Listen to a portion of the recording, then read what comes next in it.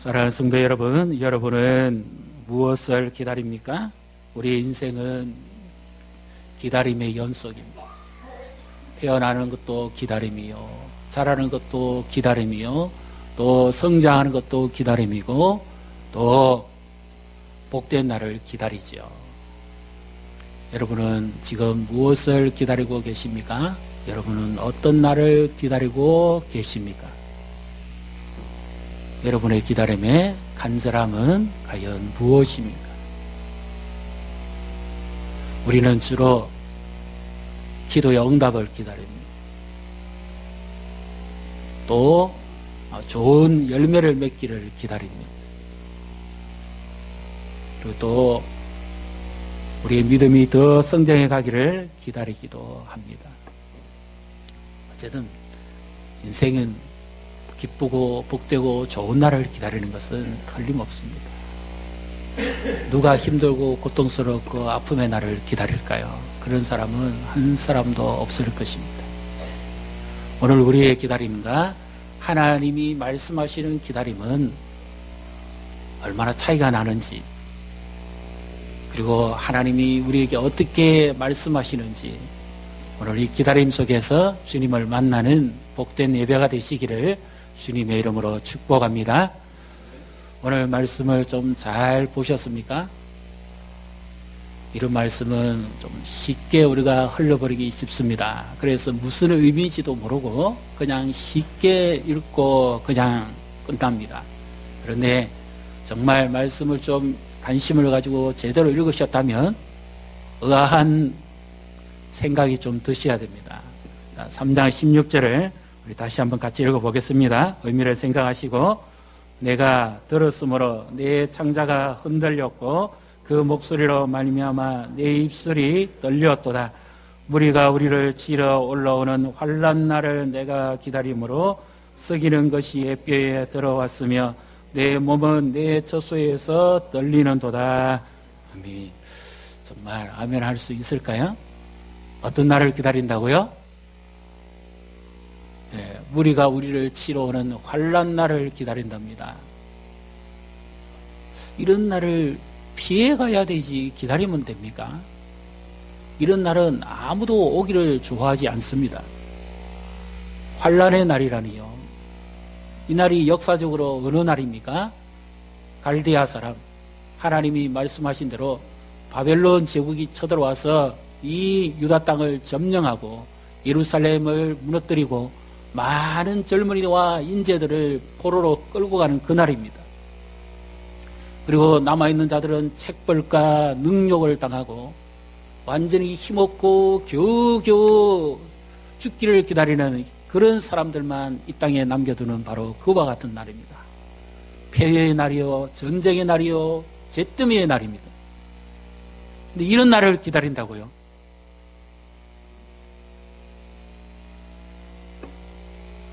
뭔가 성경이 잘못된 거 아닙니까? 누가 필사자가 깜빡 졸아가지고 성경을 잘못 기록했나요? 왜 이런 날을 기다린다고 합니까? 그 많고 많은 좋은 날을 기다려야죠. 그리고 정말 참된 선지자라면 그의 이름처럼 하박국, 그 나라와 민족을 가슴으로 끌어안고 막루에 서서 하나님을 기다리는 그 간절한 심령으로 기도한 선지자라면 이렇게 말하면 안 되지요. 그가 어떻게 기도했습니까? 어떤 날이 오기를 그렇게 기다렸습니까? 3장 2절을 우리 같이 읽습니다. 3장 2절. 여호와여, 내가 주께 대한 소문을 듣고 놀랐나이다. 여호와여, 주는 주의 일을 이 수년 내에 부응하게 하옵소서. 이 수년 내에 나타내시옵소서. 진노 중에라도 긍휼을 잊지 마옵소서. 아멘. 하박국이 살아갈 때 도무지 의문이 풀리지 않는 것이 있었습니다. 왜 하나님은 공의로운 하나님이신데 악인이 의인보다 더 득세하고 잘 되느냐, 그 말입니다. 오늘날 세상도 그렇지요. 악인이 착한 사람을 고통받습니다. 덩쳐먹습니다. 힘들게 합니다. 갑질합니다. 하나님이 살아계신 분이고 공의로우신 분 같으면 의인이 잘 돼야 되는 거 아닙니까? 의인의 사업이 일어서고 의인의 가정이 평안하고 의인이 행하는 일이 복을 받고 의인의 역사가 나타나야 될 줄 믿습니다. 그런데 왜 하나님이 이 시대는 악인이 더 잘되고 덕세하고 힘을 쓰게 하고 의인이 고통받게 해야 합니까? 그래서 하나님께 묻습니다. 하나님 공의로우신 하나님인데 왜 이런 일을 하십니까? 도무지 이해가 안 됩니다. 그랬을 때 하나님께서 말씀하시죠. 더 기가 막힌 대답을 합니다. 내가 갈대아 민족 바벨론 제국을 일으켜서 너희를 징계할 것이다. 아니 아무리 잘못했다 하더라도 하나님의 백성이 잘못했다 하더라도 이방 민족이 와서 심판을 하게 하면 됩니까? 이거는 도무지 안 맞지요. 그래서 더더욱 이해가 안 되고 딜레마에 빠집니다. 그래서 하나님 정말 하나님의 진노를 거둘 수 없고 우리나라의 민족의 죄악이 너무 커서 정말 하나님께서 돌이킬 수 없으시다면 제발 진노 중에라도 긍휼을 잃지 마십시오. 그 날들을 좀 감해 주십시오. 그리고 그 중도가 좀 징계의 중도가 좀 약하게 해 주십시오. 그렇게 요청했던 겁니다. 그리고 이 수년 내에 부흥케 해달라는 말은 이 수년 내에 다시 살려주십시오. 회복시켜 주십시오. 이 수년이라는 말은 꼭 몇 년을 이야기하는 것이 아닙니다. 가급적이면 짧은 시간 안에 하나님이 노염을 푸시고 어떻게 해서든지 자비를 베푸신다면 언제든지 짧은 시간 안에 하나님께서 이 민족을 살려주시고 이들의 죄를 용서해 주시고 주님이 약속하신 대로 그 말씀대로 이루어지게 해 주십시오. 그렇게 기도했던 겁니다. 그러면 처음부터 끝까지 그 믿음대로 기도하고 나가야 되죠. 그런데 왜 3장 16절에 와서는 내가 우리가 치러 오는 환난 날을 기다린다고 그렇게 표현을 합니까? 정말 민족을 사랑한 선지자가 맞습니까? 그 백성들을 사랑한 사람이 맞습니까? 정말 하나님의 사람이 맞습니까? 하나님의 사람인지 아닌지 참 선지자인지 아닌지 그 결과가 하나님의 말씀대로 이루어져야 참 선지자고 그렇지 않으면 거짓 선지자입니다. 그런데 아직 그날이 오기도 전이었으니까 그가 어떻게 기도해야 됩니까? 다시 한번 하나님께 엎드려 기도하고 하나님께 자비를 구하고 제발 그날이 오지 않도록 돌이켜달라고 외치던가 해야지요. 근데 왜 갑자기 여기 와서는 기도를 바꿉니까? 왜 환난 날을 기다린다고 합니까? 왜 하나님께서 하박국에게 어떻게 말씀하셨기에 이와 같은 기다림을 그가 주장하고 있을까요? 여기서 우리는 우리 인생의 한 가지 오늘이라는 현실 속에서 두 축을 생각해야 됩니다. 하나는 이 말씀을 풀기 위해서는 3장 3절부터 15절까지의 말씀을 좀 구체적으로 살펴봐야 됩니다. 그것은 어떤 내용인가 하면 이스라엘 백성들이 애굽 땅 종살이 할 때 하나님께서 은혜로 그들을 구원해 내시고 그리고 홍해의 기적을 일으키시고 그리고 가나안 정복을 행하실 때 하나님께서 행하셨던 역사를 그렇게 지금 되새겨 보는 겁니다. 하나님이 어떤 하나님이었느냐. 3장 3절에 대만이 나오죠. 에돔 족속이 살았던 그 지역입니다. 지금으로 치면 이스라엘과 요르단 그리고 아카바만 해역에 있는 바로 그 땅, 에스의 후손들이 사는 바로 그 땅이 바로 한 부분이 대만입니다. 그리고 바란 광야는 이스라엘 백성들은 결코 잊을 수 없는 사건이 있는 곳입니다. 물 한 모금, 풀 한 포기도 구하기 어려운 완전히 중동의 띠양볕에다가 돌산과 사막밖에 없는 바로 그 광야, 크고 무섭고 두려운 광야, 그들이 40년을 뺑뺑이 헤매며 돌았던 바로 그 광야입니다. 아무것도 기대할 것이 없는 그 무섭고 두려운 광야입니다. 하나님께서 그렇게 그 백성들과 함께 하시고 그들을 인도해 들이셨다 하는 바로 하나님이 행하신 일들에 대해서 그가 들었다 하는 그런 의미입니다. 16절에 내가 들었으므로 그때 그렇게 놀라운 역사를 일으키신 하나님, 지난주 우리가 말씀을 나눈 것처럼 100년 전 우리나라가 절망이고 일제강점기에 고통스러운 그 삶 가운데서도 하나님의 부흥의 역사는 일어났지요. 복음이 들어오고 말씀이 살아나고 곳곳이 회복되어지는 역사가 일어났지요. 1%의 그리스도인만 가지고도 나라와 민족을 변화시켰습니다. 그런 하나님의 놀라운 역사, 그런 엄청난 기적, 그런 엄청난 능력을 지금 되새겨 보는 겁니다. 오늘의 우리 시간에서. 내가 들었으므로 그 하나님의 위대하심을 놀라지 않을 수가 없는 거죠. 내 창자가 흔들렸고 내 위장이 뒤틀렸다고 말이에요. 내 뼈가 아래 위가 소리가 날 정도로, 그리고 무릎팍 두 개가 부딪히면서 덜덜덜덜 떨 정도로 하나님은 놀라운 분이었다고 합니다. 근데 또 하나가 성경 속에만 계시는 하나님이 아니심을 말씀합니다.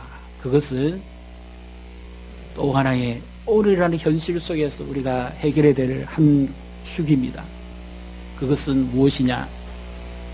하나님이 행하실 그 역사를 바라보는 미래를 가지고 말씀하는 겁니다. 막연히 과거에만 머무는 하나님, 성경책에만 계시는 하나님이 아니라 실제로 하나님이 행하실 그 놀라운 미래, 그것을 말씀하는 거죠.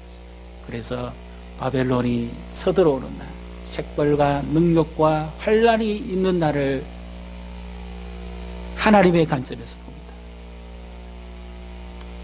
그래서 우리가 오늘이라는 이 시점에서 우리의 믿음을 지키기 위해서는요, 두 축을 잡아야 됩니다. 하나는 지금까지 내게 베풀어 주셨던 은혜를 잊지 말아야 됩니다.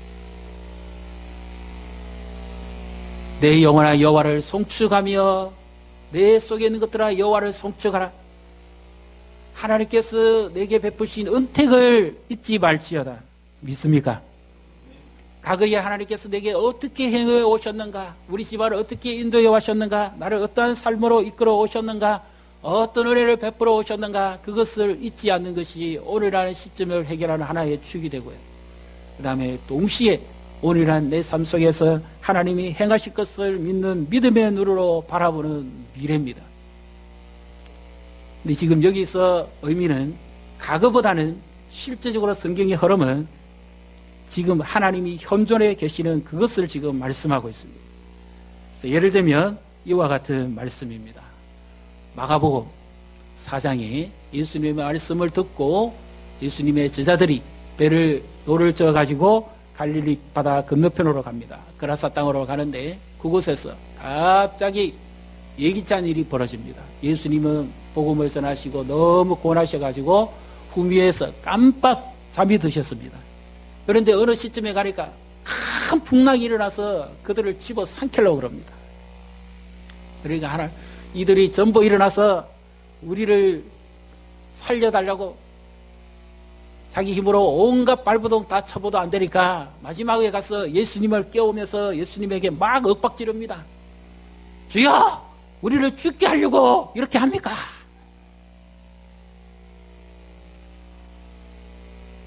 이것이 오늘 우리의 형편 아닙니까? 하나님이 살아계시다면 우리 가정을 왜 이렇게 내버려둡니까? 하나님이 살아계시다면 우리 민족을 왜 이렇게 방치합니까? 하나님이 살아계시다면 왜 나에게 이런 어려움을 겪게 합니까? 그렇지 않습니까? 믿음으로 살았으면 믿음에 대한 위로도 있고 보상도 있고 그런 은혜를 내려주셔야 더 잘 섬기고 더 충성하지요. 복음을 위해서, 교회를 위해서, 하나님 나라를 위해서 애쓰고 수고하고 영혼들을 돌보고 섬기고 희생하는데 하나님이 왜 돌아보시지 않습니까? 얼마든지 항의해 볼 만하지 않습니다. 그 상황 속에서 얼마나 다급했으면 그럴까요? 그런데 예수님께서 즉시 일어나셔서 두려워하는 그들에게 다른 말씀하지 않습니다. 왜 두려워하느냐 그러지 않으시고 왜 믿음이 없느냐 그렇게 말씀합니다. 어찌하여 믿음이 없느냐. 예수님이 무엇을 말씀하시기를 원하죠?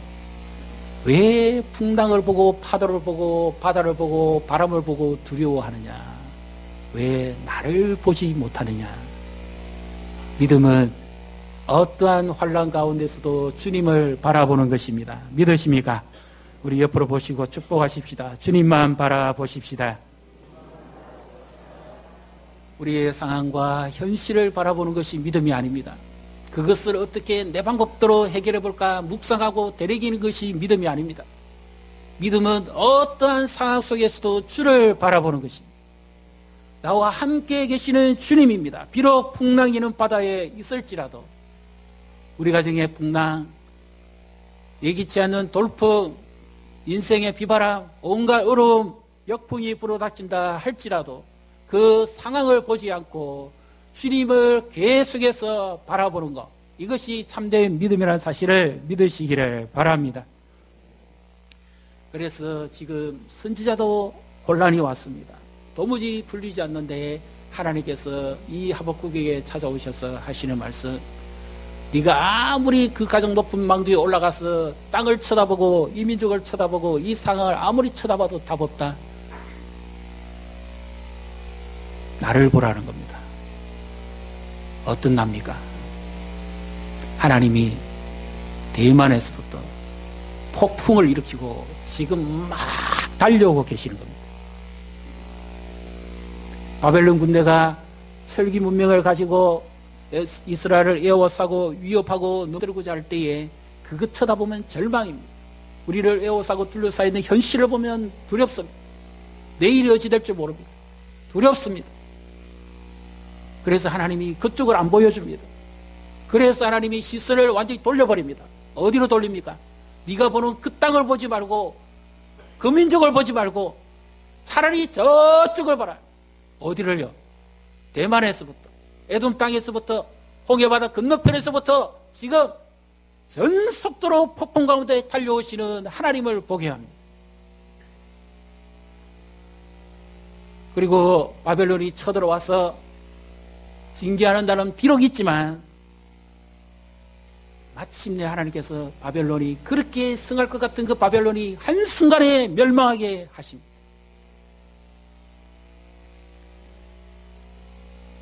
그래서 오늘 우리가 읽었던 이 말씀 다시 한번 살펴보겠습니다. 3장 16절 같이 읽습니다. 내가 들었으므로 내 창자가 흔들렸고 그 목소리로 말미암아 내 입술이 떨렸도다. 무리가 우리를 치러 올라오는 환난 날을 내가 기다림으로 쓰기는 것이 내 뼈에 들어왔으며 내 몸은 내 젖소에서 떨리는도다. 아멘. 환난 날을 내가 기다린다 하는 말은 정말 그렇게 되기를 바란다면 거짓 선지자죠. 그것이 아닙니다. 이 바벨론을 능히 제압하고 다시 살리게 해주실 그 하나님을 바라봄으로 나는 안식합니다 하는 그런 의미입니다. 집안에 급한 일이 있습니다. 허둥대중됩니다. 두렵습니다. 걱정합니다. 언제가 기다려질까요? 모든 일이 다 정리되고 언제쯤 내가 쉴까? 언제쯤 우리 가정이 평안할까? 그날을 기다리는 거죠. 수고하고 무거운 짐진 자들아 다 내게로 오라. 내가 너희를 쉬게 하리라. 예수님 안에 진정한 쉼이 있는 줄 믿으시기를 바랍니다. 환난 날에 나를 부르라. 내가 너를 건지리니 네가 나를 영화롭게 하리라. 세상에 환난이 있습니다. 그때 주를 의지하고 믿음으로 바라보는 자에게는 주께서 주시는 위로와 안식이 있습니다. 오늘날 이 현실 속에서 좀 더 이 문제를 해결해 보기 위해서 좀 시야를 이제는 지금 이쪽에서 막 나를 향해서 달려오고 계시는 그 하나님입니다. 그리고 우리의 시야를 조금 더 뒤로 해서 내일이라는 좀 더 먼 미래로 가보십시다. 이 바벨론은 성경적인 특징으로는 이 세상을 상징하는 겁니다. 세상의 악인, 세상의 힘 있는 자, 세상의 가치관, 세상의 철학, 세상의 무기, 세상의 재력과 세상의 억압, 이 모든 것의 공통점이 이 바벨론에 다 들어가 있습니다. 그는 교만하고 무자비하고 속이고 빼앗고 죽이고 교만하고 우상숭배합니다. 그래서 하나님께서 요한계시록 21장에 가면 맨 마지막에 심판하실 대상이 바로 바벨론입니다. 그때 세상이 불타 없어져 버릴 것입니다. 이렇게 영원히 지속될 것 같은 이 세상도 하나님의 능력 아래서 어느 한순간 완전히 사라져 버릴 것이라는 겁니다. 누가 구원받습니까? 그날에, 그 세상의 환난 날에, 그 세상의 마지막 날에 누가 위로받고 누가 안식하고 누가 휴식을 누릴 수 있을까요? 오직 믿는 자만이 구원을 받고 믿는 자만이 위로를 받고 믿는 자만이 안식을 누리게 될 줄 믿으시기를 바랍니다. 그럼 언젠가 그거는 그거고 오늘날은 어떻게 그렇게 의문점이 나올 겁니다. 그래서 우리가 성경을 한번 찾아보십시다. 2장 4절, 하박국 2장 4절을 한번 찾아보겠습니다. 같이 읽습니다. 보라, 그의 마음은 교만하며 그 속에서 정직하지 못하나 너희는 그의 믿음으로 말미암아 살리라. 아멘. 세상 마지막 날, 주님이 다시 오시는 날, 우리의 눈물을 닦아주시고 다시는 죽음도 애통도 고통도 사망도 없습니다. 질병도 괴로움도 없습니다. 영원한 승리의 안식만 주어집니다. 믿습니까? 그날이 옵니다. 그날을 바라봅니다. 우리의 인생은 오늘이라는 시점에서 그날 바라봅니다. 그런데 그날이 언젠지는 아무도 모릅니다. 주님이 말씀하신 것처럼 언제 불현듯 들이닥칠지 모릅니다. 어쩌면 오늘이 될 수도 있고 어쩌면 내일이 될 수도 있습니다. 어쩌면 우리가 생각하는 시간보다 더 빠른 날이 될 수도 있습니다. 그래서 하나님은 과거에만 머무시는 하나님이 아니라 지금 질풍노도와 같이 우리를 향해서 달려오고 계시고, 그리고 그 하나님은 세상 마지막 날에 이미 심판을 선언하고 계시고, 그리고 그 모든 것을 말씀대로 이루실 것을 그 하나님을 바라본다면 오늘이라는 이 시간 속에서 우리는 어떻게 살아야 되겠습니까? 비록 세상이 악하고 속이고 빼앗고 덩쳐먹고 우리를 힘들게 하고 어렵게 한다 할지라도 나의 의인은 어떻게 사는 사람입니까? 그들을 보고 욕하는 자가 아니라 어떤 사람입니까? 나의 의인은 바로 지금 질풍노도와 같이 달려오고 계시는 그 하나님을 믿는 자고, 그리고 마지막 날에 세상 심판이 있을 것을 믿는 자며, 그리고 동시에 오늘이라는 이 내 삶 속에 역사하셔서 나를 안식하게 해주실 하나님을 믿는 자입니다. 믿으십니까? 내가 왜 쉬지 못합니까? 내가 왜 안해하지 못합니까? 주를 바라보지 않을 때입니다. 지금 나를 향해서 막 달려오고 계시는 그 하나님을 바라보지 못하기 때문에 내 상황만 봅니다. 물을 열심히 지금 배에 있는 물만 퍼냅니다. 아우성 칩니다. 심지어 베드로는 예수님이 왜 안 도와줍니까? 남을 탓합니다.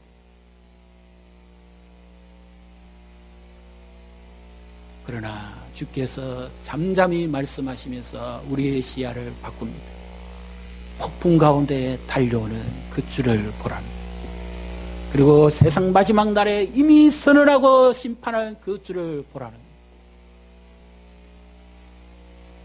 그럼 오늘 우리는 어떻게 살아야 됩니까? 비록 악인이 득세하는 세상이라도, 비록 속이는 세상이라도, 비록 세상이 지속될 것 같아도 오직 주를 바라보는 자를 주께서 위로하시고 폭풍 가운데서 건져낸다는 사실을 믿으시기를 바랍니다. 참 죄송한 말씀입니다. 이런 말씀을 안 드릴 수가 없어요. 지금은 시대가 세상적 시대도 많이 타락했지만 오늘날 참 교회의 형편도 그렇지 못합니다. 질풍노도와 같이 달려오시는 그 주님이 이 변론의 책벌의 날에, 능력의 날에 가장 먼저 심판하는 대상이 어딘지 아십니까? 하나님의 성전입니다. 하나님의 성전에서부터 제일 먼저 하나님이 이 역사를 나타냅니다. 누가 의인이며 누가 악인이냐? 누가 과연 주를 믿는 자냐?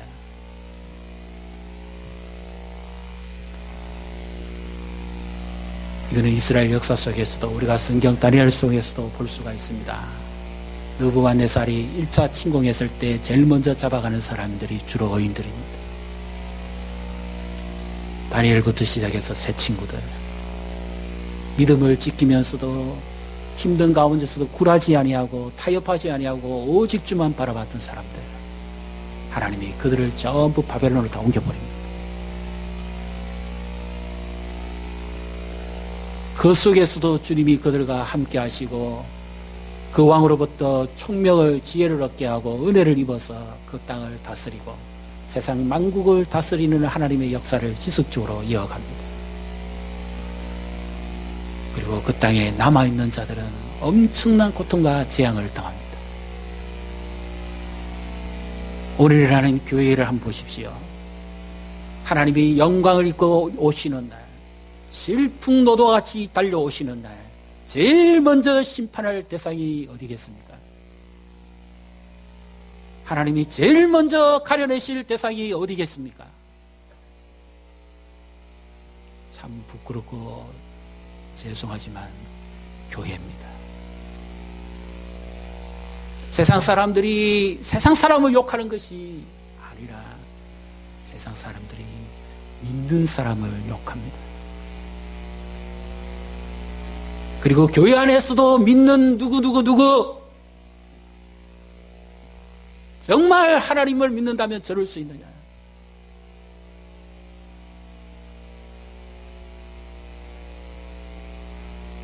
하나님이 모르시겠습니까? 하나님이 기다리시겠습니까? 침묵하시겠습니까?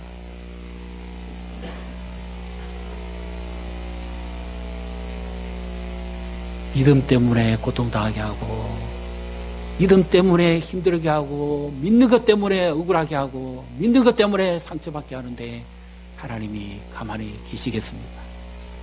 제일 먼저 하나님이 질풍같이 달려오셔가지고 그 가운데 믿는 자를 일으켜 세우실 것입니다. 믿으십니까? 그래서 나의 의인은 믿음으로 사는 겁니다. 하나님이 언제 그날을 불현듯 다칠지 모르기 때문에.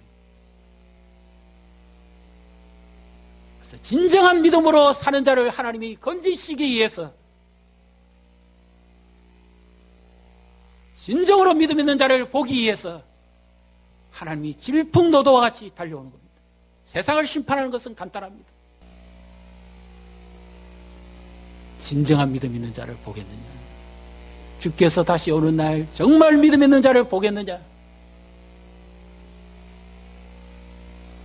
의인이 고통당하고, 의인이 능욕당하고, 의인이 힘들고, 의인이 상처받는 거 주님이 결코 외면하지 않으십니다. 나의 의인은 믿음으로 살리라. 가장 먼저 주께서 그 믿음의 보상을 주시고, 믿음의 상급을 주시고, 믿음의 역사를 일으켜 가신다는 사실을 믿으시기를 바랍니다. 지금 주님이 달려오고 계십니다. 상황을 보지 마십시오. 형편을 보지 마십시오. 지금 나를 향해 달려오고 계시는 그 주님을 바라보시고, 나의 믿음은 흔들리지 말고 오직 나의 의인은 믿음으로 말미암아 살리라. 오직 그 주님만 경외하며 살아가는 저 우리 성도님과 교회가 되시기를 주님의 이름으로 축복합니다.